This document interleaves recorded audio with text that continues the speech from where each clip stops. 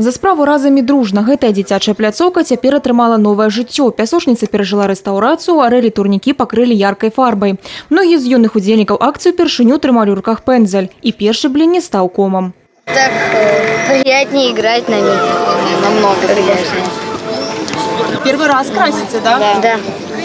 Приятно, что дети не остаются в стороне, оказывают посильное участие в благоустройстве для себя же, как бы, для своей игры. Будут очень счастливы видеть плод своей работы, в принципе. Акцыя разам з бацькамі накіравана ў першую чаргу на паляпшэнне культурнага асяроддзя, развіццё рэалізацыю маладзёжных грамадска-значных инициатив.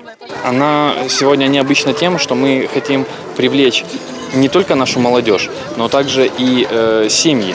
То есть сплотить семьи, как-то, может быть, чтобы еще больше контакт находили родители со своими детьми посредством именно каких-то общих занятий. Мы выбрали это место, потому что здесь живет очень много молодых семей. Поэтому мы решили начать с них, с молодых именно семей. И уже в последующем будем уже и остальную часть города также благоустраивать. У рамках проекта плануецца добрапарадкаваць 22 дзіцячыя пляцоўкі на тэрыторыі нашай вобласці. Ганна Буйкевіч, Алексей Рыбкін, тэлерадыёкампанія «Брест».